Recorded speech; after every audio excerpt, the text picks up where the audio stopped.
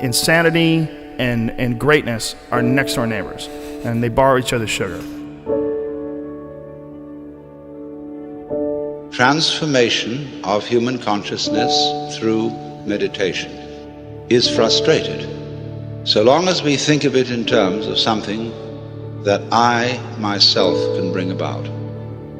Stick with it till you get through the uncomfortable times, until you go, you know what?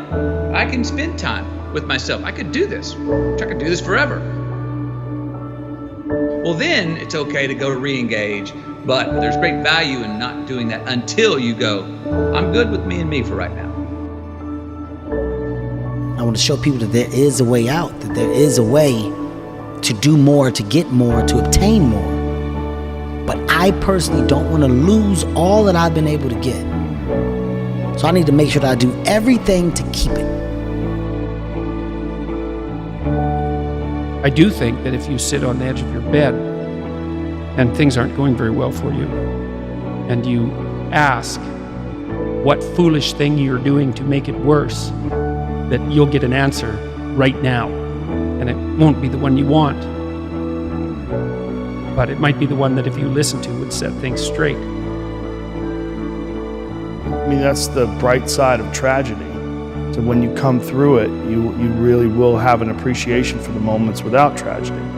You don't really feel it unless unless life burns you. You don't really feel it. That's the thing. All I'm doing is sparking the awareness in others to go, why not? Why can't I create? Why can't I start? Why can't I be a business? Why can't I be a CEO? Why can't I be a tech guru? There's so much that some people just don't understand they can do. When it's all said and done, my book is gonna be full of all the shit that Kevin Hart did. Because I never was content with doing just 1, 2, or 3. Why not? We get this strange feeling that we have never had, you see, in our lives, that we are no longer this poor little stranger and afraid in a world it never made.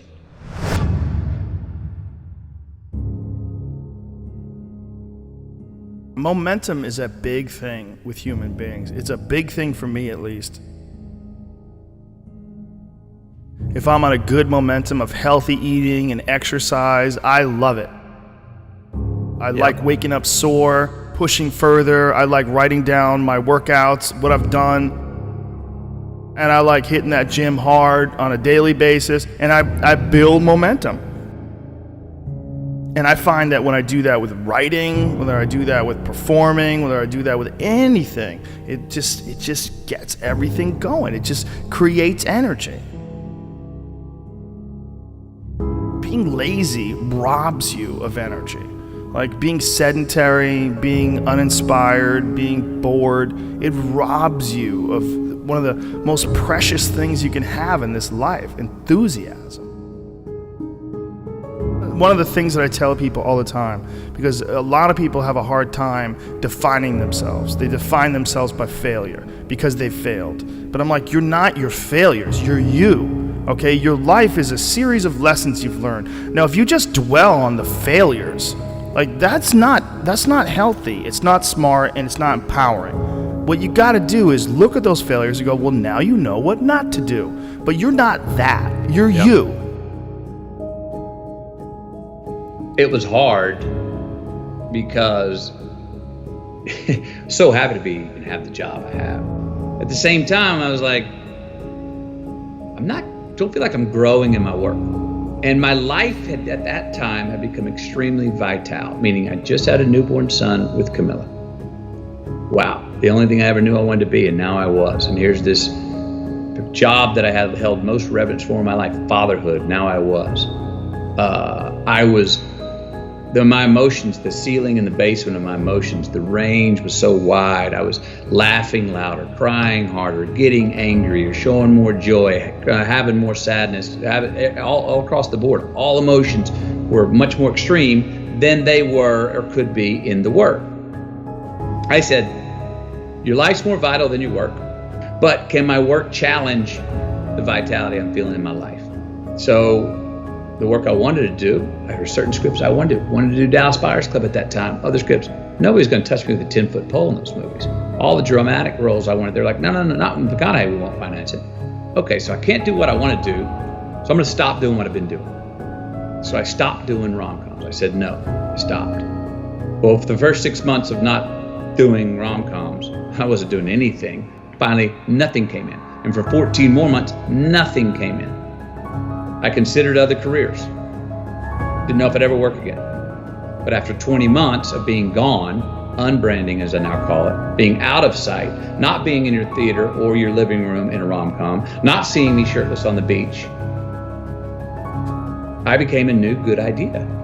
I don't know, I haven't seen him, where has he been? I was kind of refound. So I had to do that for myself.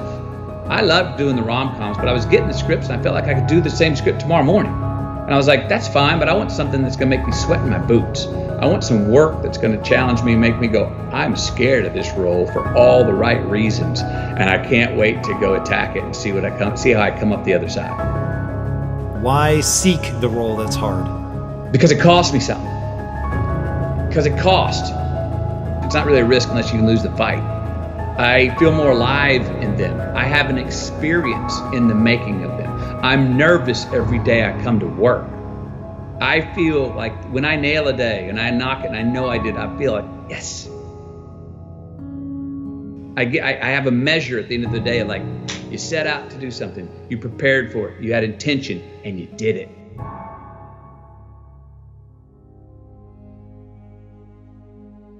You know, there's lots of different ways to interpret the world, and you can maybe even make a case that there's an endless number of ways to interpret the world. And the problem with that is that it kind of disorients you in terms of what you should be doing.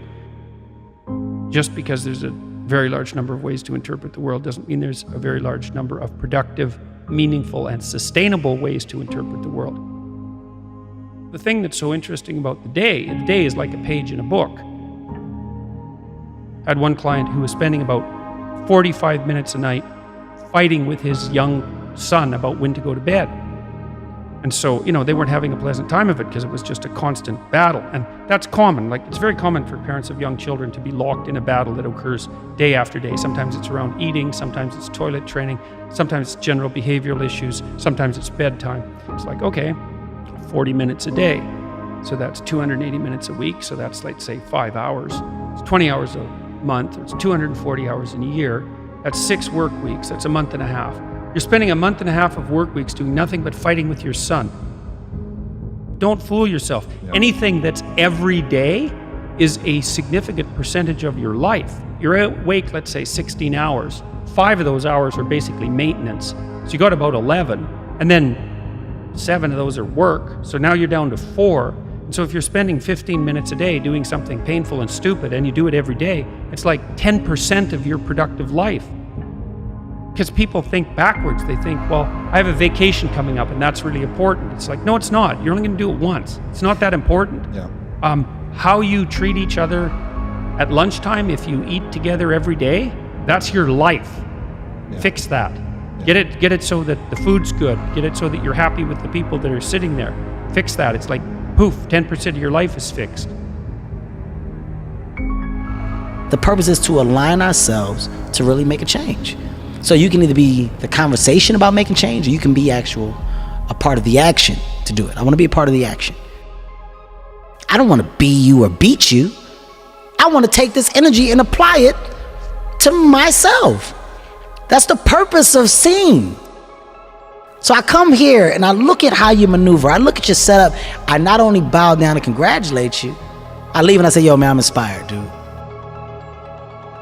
Joe, I can't wait in 2 years. You're going to come and you're going to see my shit. And you remember I said I was inspired, but you're going to see what I let it grow into. That's the proper way to get encouraged and motivated. Look at your circle, right? When you can merge yourself with good people and follow the paths that you see that these good, successful people have taken, you then become a part of a world and group that nobody expected you to be in. So everything else from the outside that comes in, you're throwing at a bubble that can't be popped. It's a force field around me. There's a force field around me because what really matters, loves me wholeheartedly. And when you have that and you understand that, you're unbreakable. So if you don't add to that force field, if you don't make my force field stronger, you don't get time from me. My true understanding is, all right, you got one life, and that one life, the goal for us is to live it to the best of our ability from the beginning to what's said the end. People don't understand it's you against you. The only person that gets in your way is you. Nobody else. It's you. What I've understood is that what people are doing has nothing to do with me. I should always be a step ahead because I'm thinking differently, because I'm thinking about myself. Making myself better puts me in a position to make others better. Hard work brings great reward.